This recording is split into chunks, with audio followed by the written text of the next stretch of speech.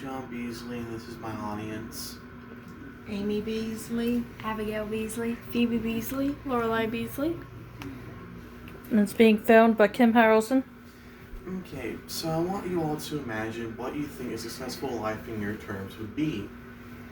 Now, for some of you probably imagine something like a mansion, a garage full of Lamborghinis in your face, and a bunch of billboards.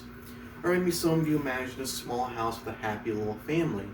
And perhaps some of the younger members of my audience don't really know what to think for a successful life. Well, to be honest, thinking about where I want to go in life has been a very stressful topic for me to think about.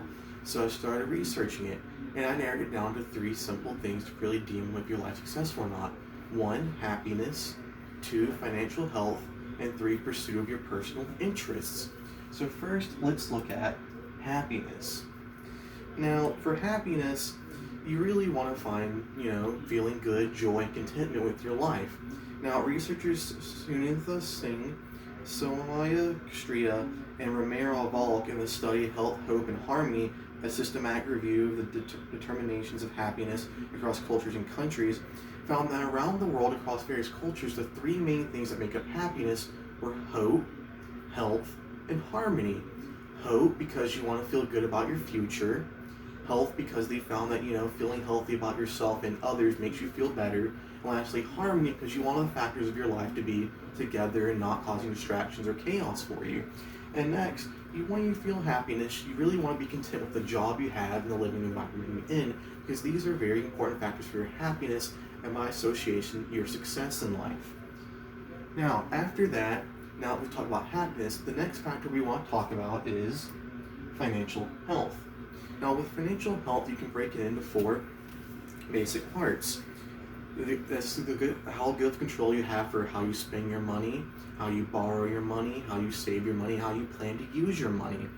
And now, Angela Luang, Lawrence Peril, Stephanie Cezito, and Adwa Kadia, in an article Understanding the Role of Financial Health Literacy in the Midlife and Old Age, a scoping review, found that for people ages 50 and under, 50% of them don't have a retirement plan or even really savings or job security for that matter, and found that a lot of them have to rely on asking people around them for help. And that is a very concerning statistic. So when you think about, if you're good at financial health, you want to ask yourself, are my needs being met? Am I paying off my debts? Do I have savings? Do I feel secure in where I'm at financially?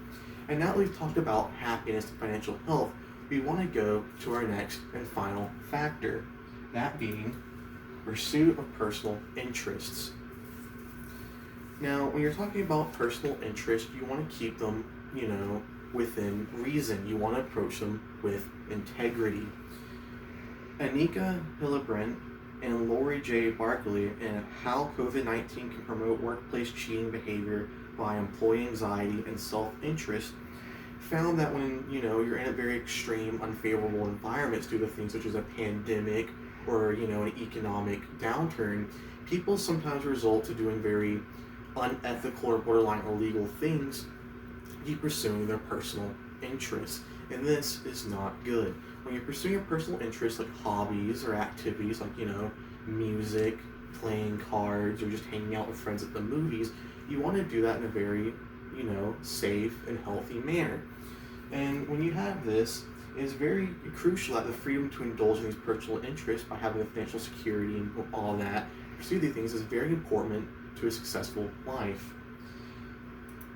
Now that we've discussed the 3 main factors, that being happiness, financial health, and the interest, pursuing your interests, now that you understand that, I want you to ask yourself to decide whether or not you have a successful life these 3 simple questions. Am I happy with where I am? Do I have financial security and good health with that? And finally, the last question you want to ask yourself, am I able to pursue what I find interesting, such as my hobbies? If you can answer these 3 questions with complete honesty and say yes to all of them, even though you might not have a mansion or you might not be famous, you are living a very successful and succeeding life. Thank you for your time. Do I have any questions? No questions from me.